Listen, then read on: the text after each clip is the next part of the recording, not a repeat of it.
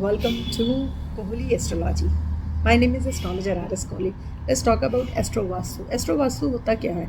जब भी हम किसी घर में वास्तु दोष का निवारण करते हैं, रेमेडी करते हैं with the help of horoscope, उस घर में रहने वाले लोग, उनका हॉरोस्कोप क्या है और उसके अकॉर्डिंग हम उस घर का वास्तु दोष का निवारण करते हैं, तो उसको एस्ट्रो वास्तु बोलते हैं. इसका रिजल्ट बहुत ज़्यादा अच्छा हो जाता है बिकॉज वास्तु का जो रिज़ल्ट है वो हमें बहुत ज़्यादा कब मिलता है जब हॉरोस्कोप के अंदर भी कोई दशा ऐसी चल रही है जो हमें प्रोटेक्ट नहीं कर पा रही है, महादशा अंतरदशा, और आप जिस जगह रह रहे हैं वहाँ पे भी कोई वास्तु दोष है. जब ये दोनों चीज़ें इकट्ठी मिल जाती है तो बहुत ज़्यादा जिसे बोलते हैं ना, बहुत ज़्यादा नुकसान हो जाता है. तो तभी करके जब भी हम वास्तु दोष का निवारण करें तब अपना हॉरोस्कोप ज़रूर दिखाएं, बिकॉज हो सकता है कि वास्तु का ज़्यादा असर ना हो जितना ज़्यादा आपके हॉरोस्कोप में जो ग्रहों की दशा चल रही है, अंतरदशा चल रही है, उसका असर ज़्यादा हो. पर दोनों का उपाय होगा, इकट्ठे मिलके होगा तो बहुत ज़्यादा अच्छा पॉजिटिव असर आएगा. बिकॉज वास्तु का अल्टीमेटली गोल यही है कि घर के अंदर पॉजिटिविटी एनहेंस करना, प्रॉस्पेरिटी आए, वेल्थ आए, जो हमारे गोल्स हैं, जिसके लिए हम एफर्ट्स कर रहे हैं एवरी डे, उसको हम अचीव कर सकें. बहुत कई बार क्या होता है कि बहुत बड़े बड़े उपाय बोल दिए जाते हैं वास्तु स्पेशलिस्ट के अकॉर्डिंग, पर आप वो उपाय कर नहीं पाते हैं. आप माने कि वास्तु में छोटे छोटे उपाय भी हैं जिससे बहुत ज़्यादा इम्पैक्ट पड़ता है. जैसे कि आपके घर की जो किचन है वो सही डायरेक्शन में नहीं है. किचन का बहुत बड़ा रोल होता है घर के अंदर, बिकॉज हम बोलते हैं ना, जैसा अन्न वैसा मन, जैसा खाएंगे वैसा बोलेंगे और वैसे ही हम कार्य करते हैं. तो अगर किचन की डायरेक्शन सही नहीं है, ये बहुत बड़ा दोष है.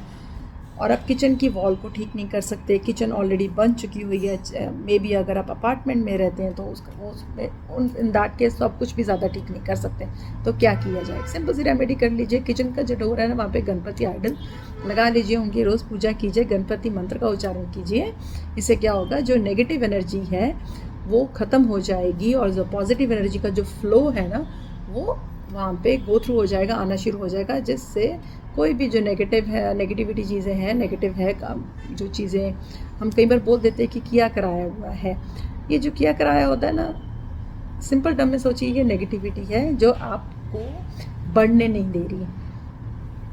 वास्तु में भी यही होता है कि जब नेगेटिविटी बहुत ज़्यादा बढ़ जाती है तो हम उस घर में रहने वाले लोगों को ब्लॉक कर देती है. वो आपके चारों तरफ में एक सर्कल सा बन जाता है नेगेटिविटी का, आप आगे निकल नहीं पाते. यही होता है वास्तु दोष. जिस घर में हम रह रहे हैं उसमें ये प्रॉब्लम है, उसको सॉल्व कर लेनी चाहिए.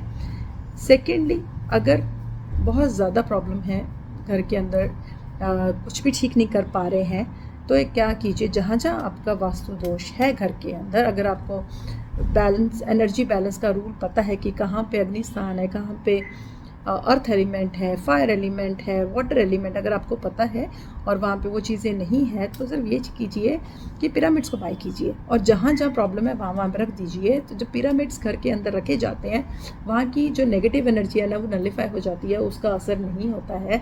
तो आप देखेंगे विद इन अ मंथ जो प्रोस्पेरिटी है ना, जो पॉजिटिविटी है ना, वो बढ़ जाएगी. करके देखिए. विंड चाइम्स को हैंग कर सकते हैं नॉर्थ साइड में या नॉर्थ वेस्ट में या वेस्ट साइड में.